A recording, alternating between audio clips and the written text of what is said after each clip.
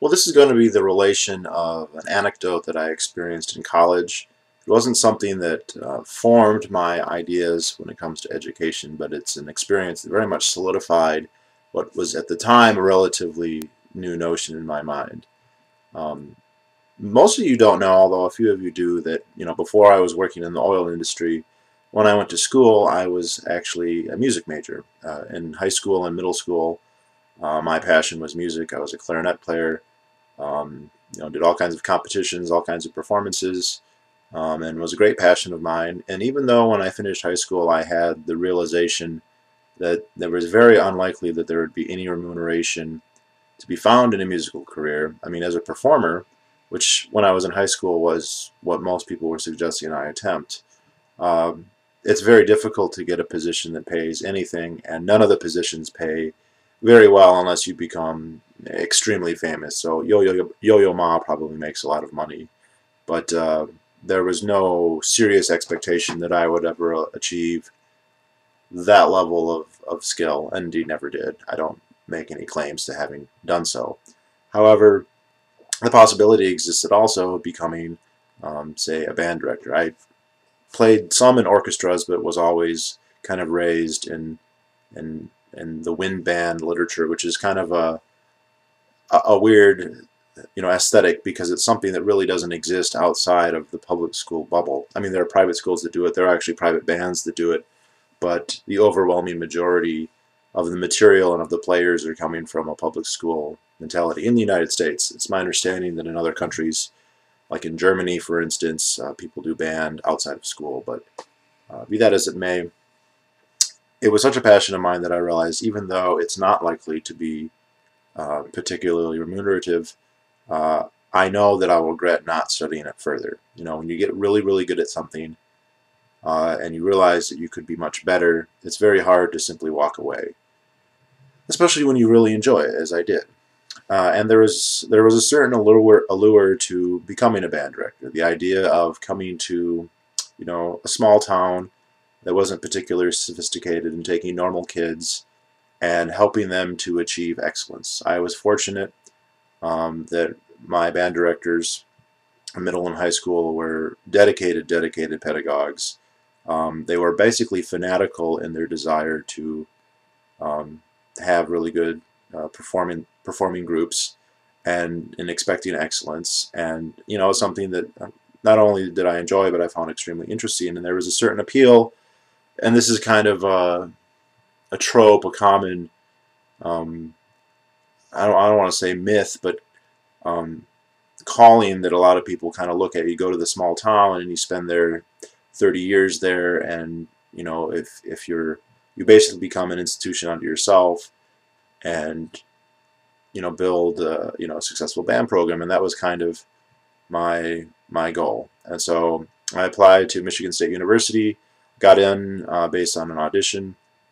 They were very impressed with it. I got a pretty good scholarship, and went into music education.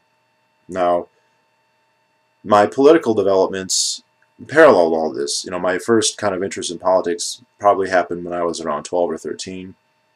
I date it to my first watching um, Waco, The Rules of Engagement. However, it may simply be that I was getting to the age where I was applying more critical thought than I was when I was really young, and so just the process of doing that kind of starts you down a path, so to speak.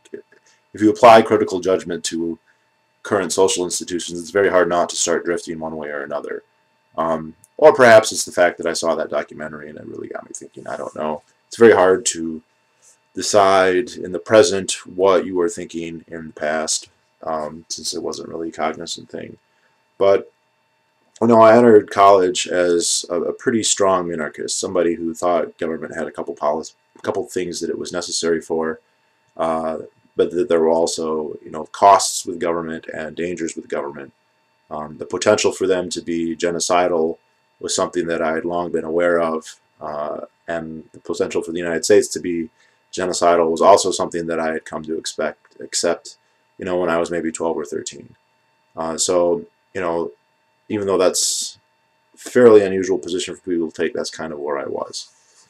Um, In terms of my political activism, though, it was all internal. I wasn't speaking. I wasn't really talking to anybody outside of my very small group of friends. So obviously some of my friends in high school and middle school, some of my friends in Boy Scouts, they had some inkling of some of my ideas. But that was pretty much it. I was never writing letters. I obviously wasn't posting videos, although at the time YouTube did not exist. There were other venues, but I felt no strong pull to get involved. And, you know, these two passions of mine, they're not the only two things that interest me, but they are definitely the most, in terms of the length of time and the amount of effort I put for them, are definitely the two most significant. Kind of went on a collision course that crashed in college. And well, so my sophomore year, they hired a new faculty member at Michigan State to be in charge of, or he was an associate professor at first. They never become head professors right away, of music education. And he was a highly touted guy. He has a really very good resume in terms of the music schools that he's been to and taught at. I actually just checked. He's still there. And I was in his very first class, which was just an intro to music education. And, you know, it was one of the times where you kind of have the very cliched liberal professor interjecting his personal beliefs in times that really is not opportune. You know, we're having discussions about the aesthetic response people have to music, and yet somehow he manages to find a way to interject why affirmative action is a good idea, and why he would be happy if he was, you know, overlooked because of, you know, someone else was given the job because of affirmative action, which is whatever. That's his opinion, and that was kind of the first time that I actually ever spoke out in class. I said, no, we can't. You can't say something like that and then let us, you know, expect us all to just sit here. Which several students, you know, came to me afterwards and said, thank you for saying that. You know, I obviously felt similarly. That's an issue that even in college you're going to get something like a 50-50, 60-40 spread. And, you know, a couple people had approached me and thanked me for that. And later in that year, we had to do a lot of observations in schools, local schools in the area. And this teacher requested that, you know, people basically write him emails to, you know, discuss their progress, what they were observing, and also to tell what we thought about him. And so I wrote a pretty long letter about what I had been observing, the particulars of which weren't really politically significant at all. And then I included also a letter, a critique of him, saying there's a time and a place for political discussions like that, but to use, you know, your pulpit essentially as a music educator to preach, you know, unrelated things about wealth redistribution or gun control, you know, is really inappropriate. And, you know, as people who, if people have strong political beliefs, it's very hard not to interject. You know, the admonition, and is it Lord Acton? I don't think it is. It's someone else. You know, of good men doing nothing. It's very hard to not speak when you hear something that you think is so horribly wrong. And he replied back in the most it's easily the most flattering letter I've ever received from an educator. He said it was the most mature, insightful thing that he'd ever read, that he was incredibly impressed, that he was, quite frankly, amazed. I'm not tooting my own horn here, but it was, I mean, it was off the charts in terms of the amount of praise he was putting out for a critique I'd done of him. So, you know, I kind of put in the back of my head that despite our political differences, this was a man who had acknowledged a certain degree of respect for me. And at the time, it didn't seem really that important that that was the case. I didn't know that I'd ever really interact with this person again in any major way. And so, you know, that was just, you know, something that happened. Well, a year later, other than speaking out in this person's class one time in a very, very mild way, I really had not said anything. I hadn't been going to political events. I hadn't been going to rallies, which one good thing about college is that opportunity does exist for those of you who want to take it. And although you don't have to go to college to take part usually, still you can get it on the cheap if you just live in the right area. But when you have such a blistering critique of the world around you, it is extremely difficult to stay silent about it. It is extremely difficult. And I know I have a lot of subscribers who are silent about it. And I have lots of people tell me that they agree, but they are really afraid to talk about it because they're afraid. And when I say it could be anything. It could be radical anarchism, but it doesn't need to be that. It could be democracy generally, or gun control, or Obamacare, or any number of a million other things. And they're just worried that it might come back to bite them. Something that they write or say would be picked up by a school later on, or by a potential employer, or by a potential suitor, and they're worried that the ramifications will be something that they don't like. And so this kind of greatly curtails what they're willing to say, and they say everything in private. And then they come to people like me and others, and they say thank you for speaking out. And I wish that this, again, people, it's a personal choice, but the consequences of not speaking are also high, because you are putting yourself in the position of being passive recipient, non-participant in the world around you. And if you don't start where the consequences are more minor, when it becomes a much more important decision at some other point, which it may never happen, but if it ever did, you won't be prepared to make the right decision.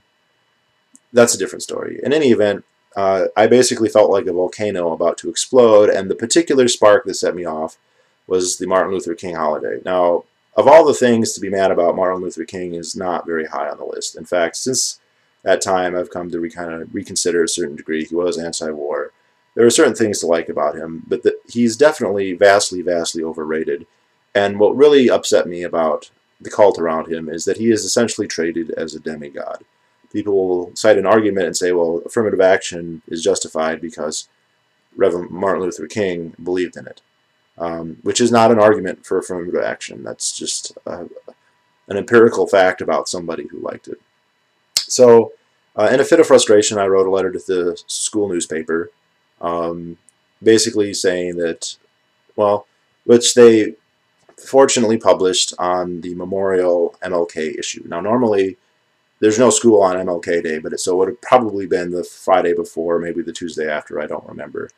And it was the Memorial MLK issue. The front cover was a huge picture of the man. Every article was about him. And of course, every article was laudatory. People writing opinion pieces of why he still matters and why it's important to look at his legacy. And, a professor who had, known him in some capacity, probably in a pretty, limited way, but, nonetheless. And then, of course, letters to the editor, which were all talking about the personal effect that he'd had on their lives. And then my letter, which said that he was a plagiarist, an adulterous whoremonger, and a socialist who advocated theft.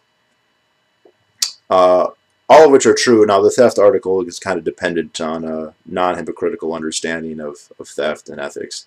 But the other ones are not debatable. They're, the plagiarism of his most famous speech, and also of other things like his doctoral thesis, are acknowledged. They're not disputed. His infidelity to his wife is again acknowledged. It's not disputed, even by his fans.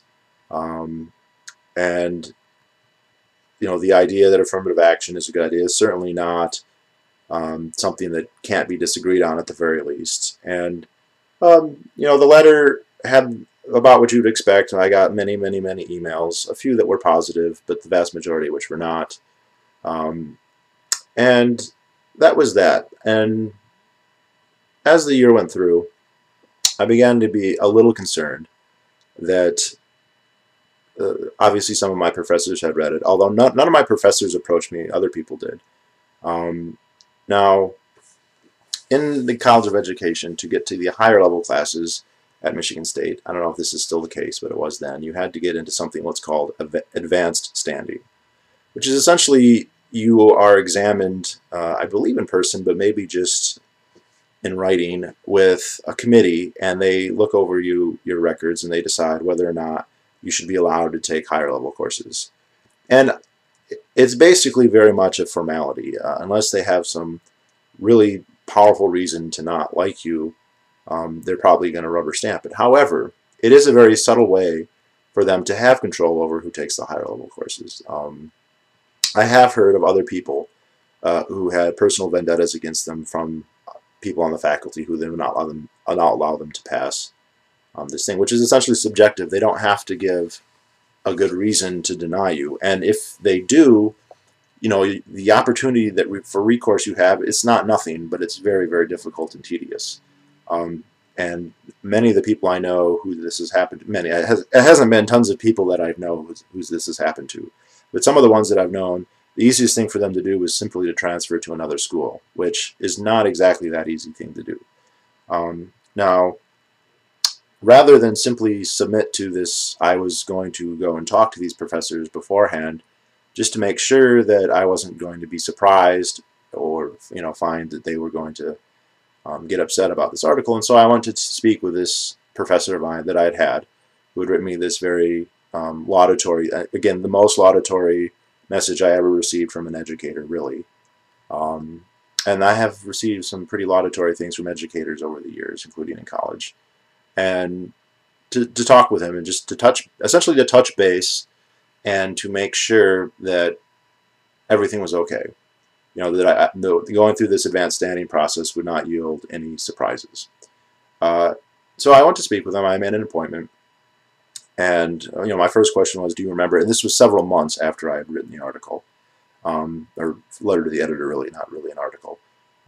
He said, of course, he had, and his first thing, well, there's obviously concern here that what the degree of self-control that you have that you would write something, and that argument I was able to negotiate pretty well, and say, well, this is university, and if this isn't a time for people to exercise their free speech, then there isn't a time. You might as well start telling students when they apply that your free speech is done and you have to edit everything you say or think,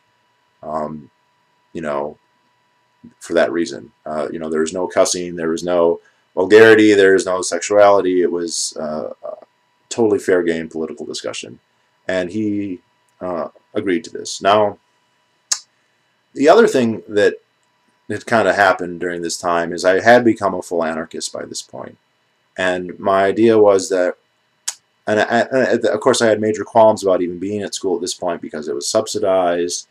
I also was becoming very conscious of not only the money that I was spending, but the money that I was losing, the opportunity costs.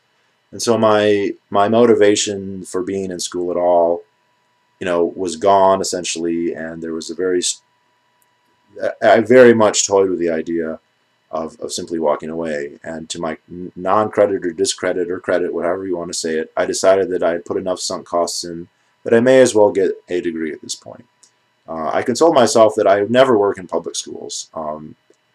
The remuneration is not good enough to justify the job security, and I felt like that was not only morally questionable, but putting yourself at the mercy of the government, essentially. And that is no place for anyone to want to be. However,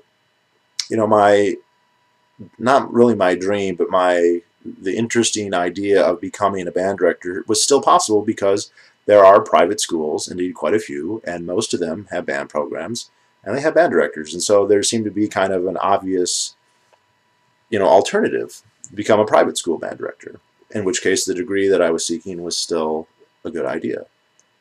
So, well, in this discussion, I thought, whoa, this is good. We've cleared up. He thinks that it's okay that I would say these things, even if he certainly does not agree. But then he raised the topic. Well, what would you do if you were asked to teach about MLK in class? And I said, in band class, teach about MLK. I'm not sure that's particularly likely. And he said, well, you never know. You could be assigned to any class, which, hypothetically, yes, this is possible. And I said, well, obviously MLK is a real person. I don't see any reason, that he couldn't be talked about. But I certainly would not characterize him in a way that I thought was fallacious. I am not going to pretend that he is the mythological character that he's portrayed to be, uh, if I had to talk about him. And he said, well, that's not the right answer. The right answer is that you have to teach whatever the curriculum says, whether you think it's true or not. And I said, well, I would not want to put myself in a position where I was faced with a conflict of conscience where the curriculum said one thing and I had to teach another. And so a big part of that would be being a band director. But so the other part is that I would like to be a teacher at a private school, presumably, and although I don't know this is actually very often the case, one that would have a less sycophantic view towards figures like MLK and presidents and that sort of thing, which there's probably not many private schools, if any, that actually do that, but I didn't know this at the time. And there was a quick side discussion about private schools, and I said, so I had actually been thinking about becoming a private band director, and I thought to ask him for his expertise. I said, do you know if there's a market for band directors at private schools? And he said, yes, there is. In fact, they call him quite regularly asking for qualified people. And I said, well, I'm their man. Perfect. Well, once I, not at this point because I haven't graduated, but, let them know that here's this person that, at least within a year you thought was, very laudatory. Maybe he sends emails like that out to everybody, but no one else I talked to. And I talked to quite a few people about it, ever reported anything even approaching that. And his response was astounding to me. He said that he hates private schools, and homeschooling for that matter, and that he would never do anything to help any of them or anybody who wanted to teach at them. Now, these are people who are paying taxes to pay for the public schools and to pay for his salary, no less. And then they are making the schools better by simply keeping their children out of it, which means there's fewer students per teacher, and then paying extra to give them their children something that they think is better. Otherwise, they wouldn't be going through the process of doing it. And his reaction was an absolutely vitriolic one. He could not stand the idea that people would be educated in a way that he, to his perceived, extent, could control. And there's a certain degree of delusion there. Even as an educator in what is a really prominent school, and Michigan State is like within 2 or 3 miles of the state capital. There's a high degree of cohesion between the two institutions, the actual state government and then this university. It's not inconceivable that an educator at Michigan State could have some kind of input that would at least register at the state curricular level. However, that is it would be extremely minor. So this guy thinking that he has control is delusional. Some influence, but it could only ever be extremely minor at that. Maybe more than the average voter, so maybe the equivalent of 10 average voters, which is, against to say on the margin, nothing. But to even avoid that delusional, infinitesimal bit of control enraged this guy. Like, he had the most bitter, venomous vitriol, like dripping out of his mouth at the idea, and that I would suggest that I wanted to be in a private school was tantamount to high treason. Now, he looks at me and he says, we don't give degrees for private school people here. We certify for public school. And to be good enough in public school, you have to do and teach whatever, and this is his words, the government says. Whatever they tell you, you have to teach. And not only do you have to teach it, you have to teach it as the truth. As the truth. And then he asks me, this was, the question that they don't ask everybody, because very few people get to the point where it becomes an issue. He said, would you teach the curriculum they demand as the truth if they told you to? Now, I demurred a little bit, and I said, well, look, if my job depended on it and I had a family to feed, which is not very likely because once you have tenure, what they can do to you is pretty limited. And it would have been very easy to lie in this situation and give the answer that I knew that he wanted. I said, but in principle, ethically, I think it would be completely wrong to teach something as true if I believed it to be false. And I would not do that. Now, could circumstances change that answer? Yes, I suppose if someone put a gun to my head, or if I was extremely dependent on my income or worried about losing my job. But ethically, from just a pure looking at it from the hypothetical scenario, no. I would not teach what I believe to be false as the truth. And I think it's insane for somebody in a teaching position to tell children something that is wrong and pretend that it's true. And that's what he was asking me explicitly. And I said, I will not do that. You know, and his response was, then you cannot be a public school teacher, and I will not allow you to get a degree in education from this institution for that reason, because I would not swear that I would teach the lies of the government if I thought they were untrue. Now, this was shocking to me, but at this point I'd already read a little bit of John Taylor Gatto. I hadn't really read him, but I've listened to interviews with him a couple times, so I knew, you know, the basic outlines of his kind of deal. The idea that, you know, the government shouldn't be in education was already something that I had largely adopted. You know, it was still a new idea for me, but not one that I got comfortable enough to accept. But even so, the naked, explicit expression of this notion really was quite shocking to me. However, since I was becoming so disillusioned with school generally, I was not that terribly dejected, and I looked at this as an opportunity rather than a hindrance. I changed my major to not get an education degree, which lowered the number of credits I needed. It also extended the amount of time I would be in school, because I suddenly now had the requirement to take 2 years of a foreign language.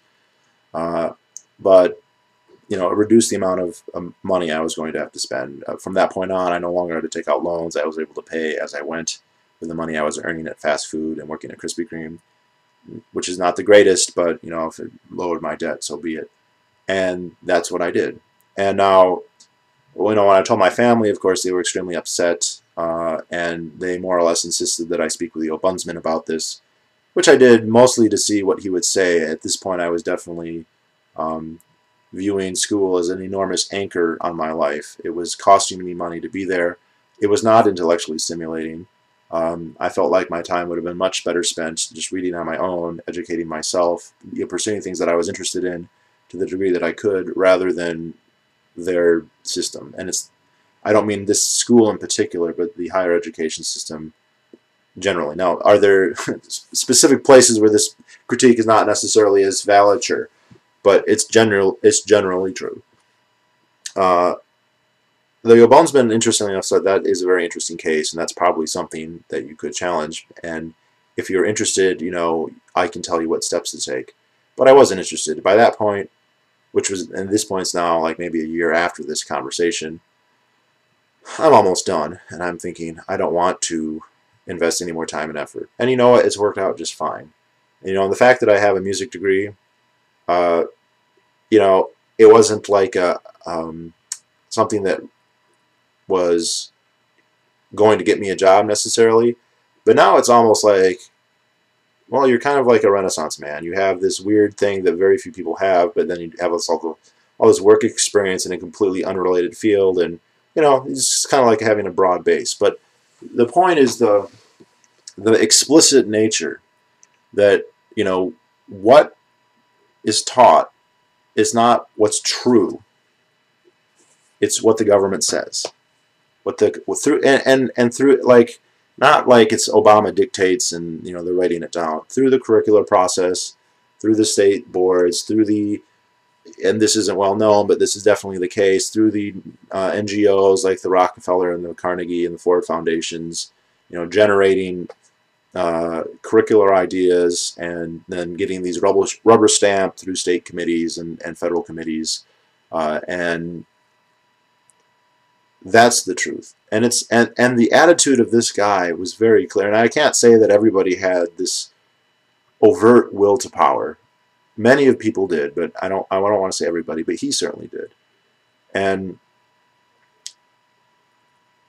for a person like that, it's not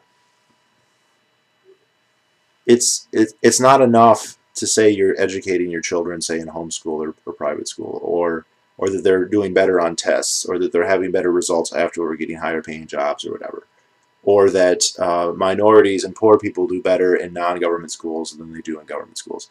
None of that is really important. The most important thing is that he have control, or at least he perceive himself as having control. I think that it's a delusion for him to believe that he's actually the one pulling the levers, but he wants to believe he is.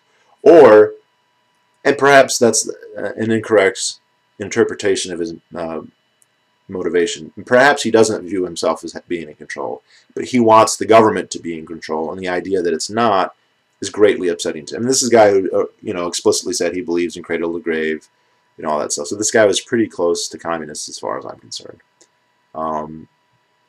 I did wear some of my Hitler gun control shirts, and the only thing he'd said to those was that we could agree to disagree. And I kept my mouth shut to what I was going to say after that in that particular case. But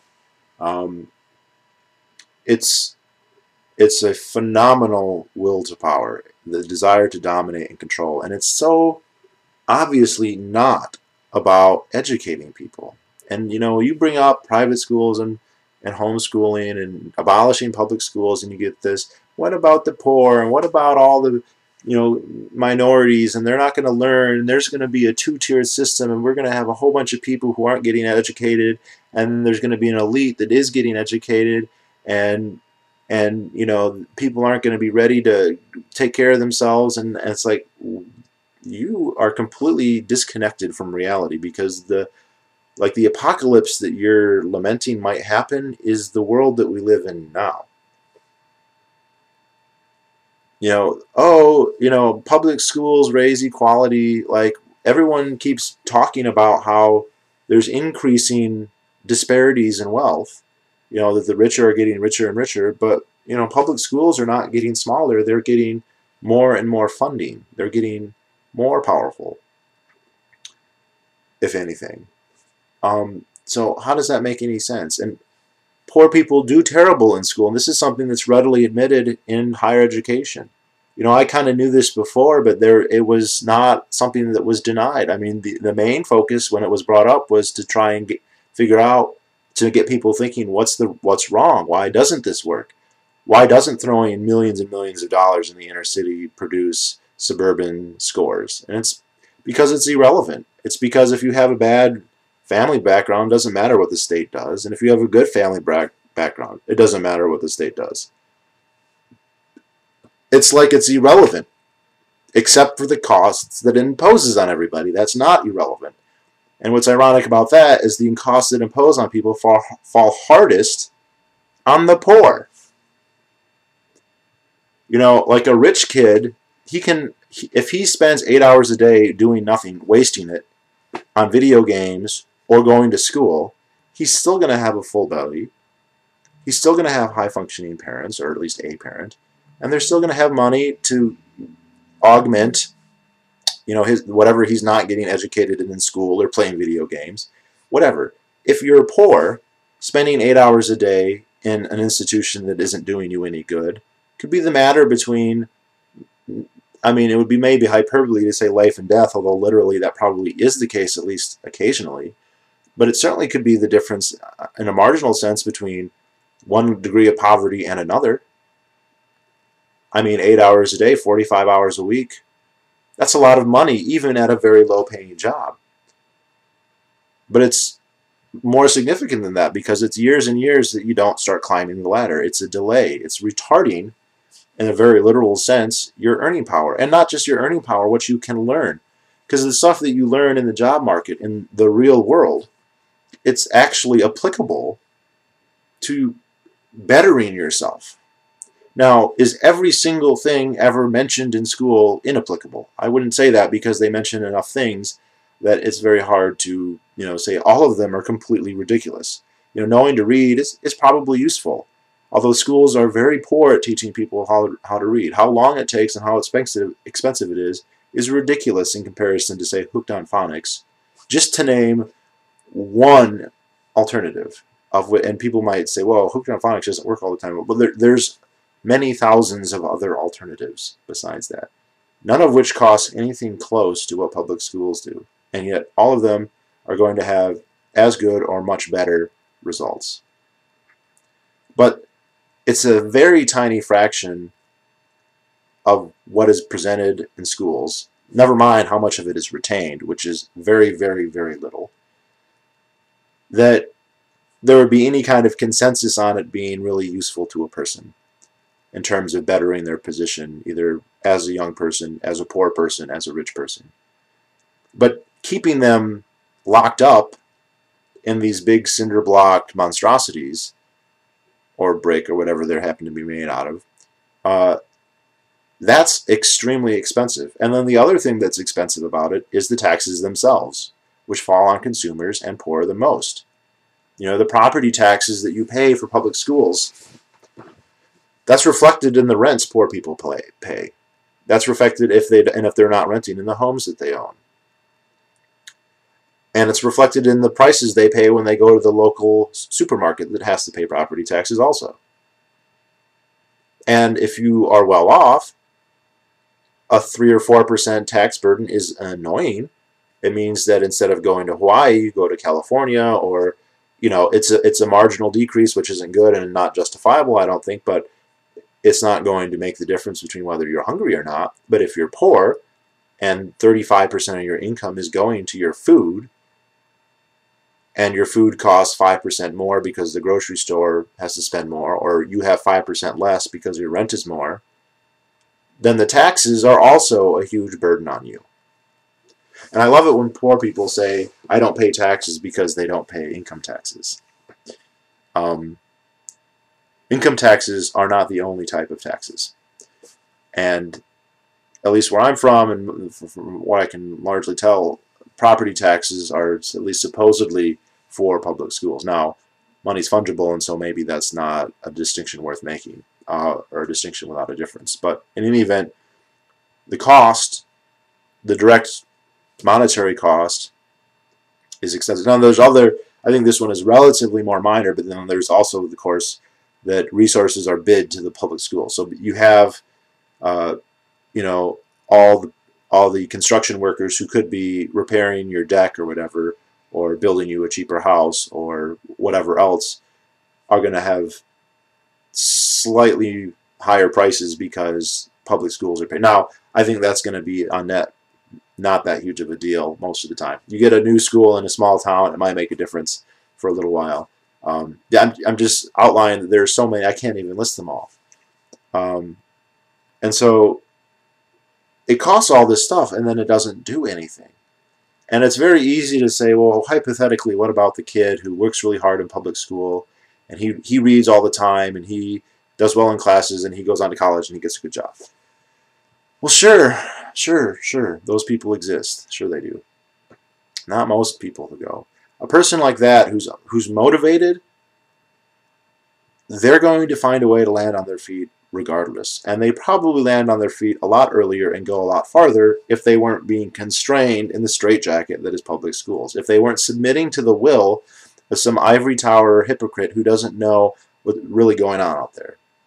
Who lives, because, you know, academia is so closed, such a closed circuit, such an echo chamber of unreality. Not 100%. Like, some of those people in academia are smart, and sometimes they open their eyes a little bit and they're like, oh, but very rarely.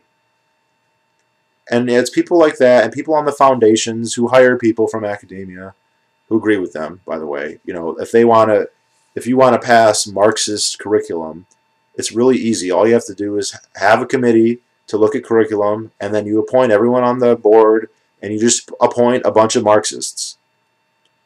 And then they're going to recommend, oh, blah, blah, blah. This is just a very basic example of how this works. And every once in a while this will happen, and they'll appoint somebody who doesn't agree, and they'll come out and be like, this is a complete sham. This is rubber stamping the previous, you know, this is couched as an idea of a fact-finding mission. Let's find out what's best, when really it's a ploy just to pass the biased agenda of who's ever paying the bills, the Ford Foundation, the Rockefeller Foundation, the Carnegie, whatever, Mellon, fucking Bill Gates, somebody who's rich enough to have a foundation, which is not a poor person, and not somebody who is primarily motivated by helping the poor.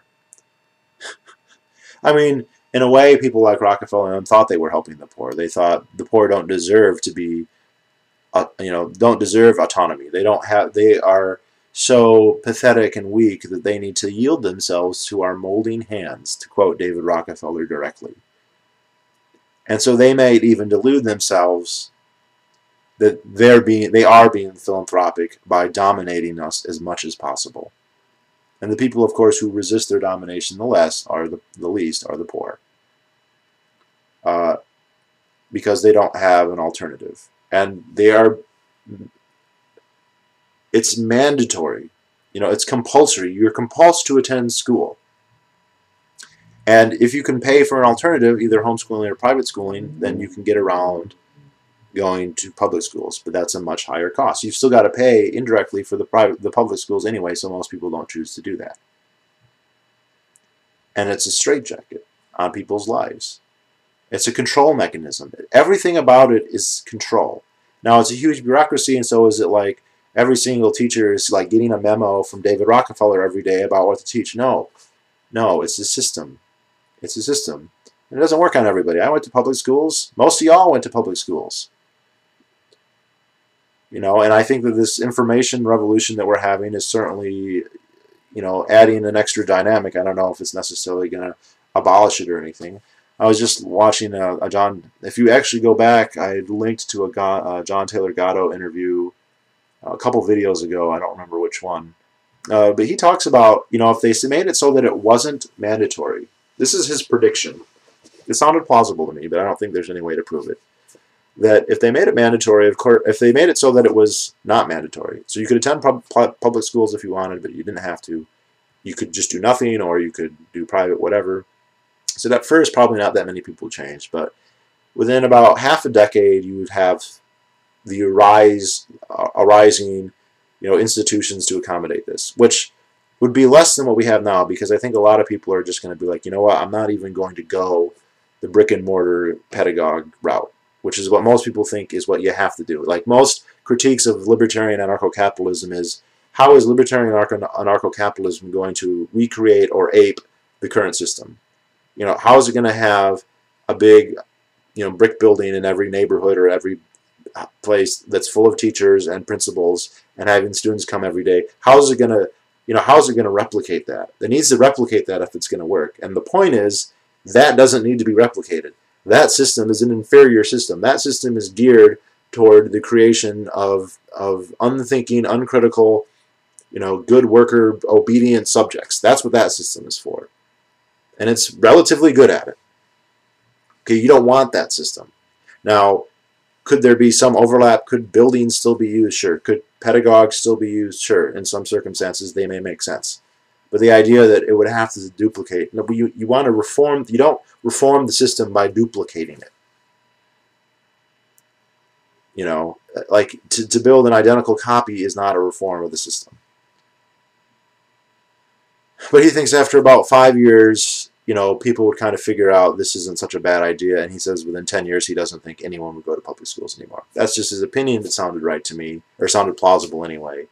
After I just made a video about not predicting things, I'm not going to predict that, because obviously I don't even think we're going to get to the point necessarily, at least very likely, where the government will say it's not mandatory anymore. It's interesting too. Why do they make it mandatory? Well, they want people to be educated. Like, well, they're not. They want people to be educated, so they make it mandatory, but then they aren't educating people. They're not educating the people who need it. The poor people, the hypothetical, scenario people that are the justification for everything the government does. It's kind of like, when they say, well, we need a government because who's going to stop the murders? And it's like, okay, that's fair enough. Government that stops the murders. What about the 99,000% here, the 99.9998% of the government that is not addressing homicide? How is that justified by the need to address homicide? It's not.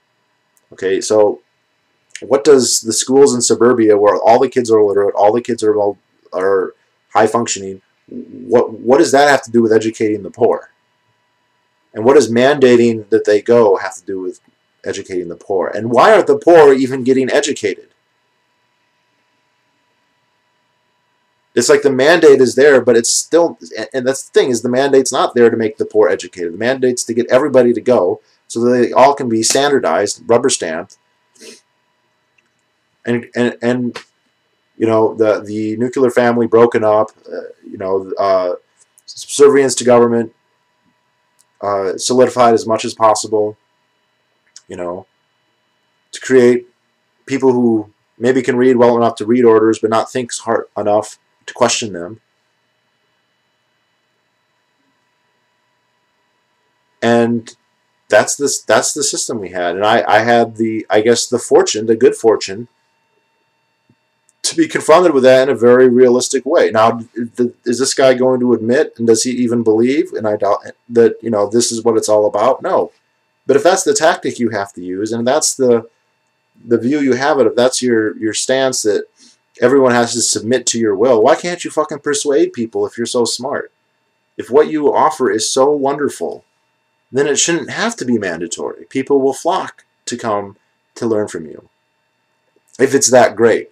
If it's not that great, then they're not. You say, well, they have the wrong values. Why are your values better? Oh, the whole argument, you know, there's all these premises that they're standing on that they can't defend.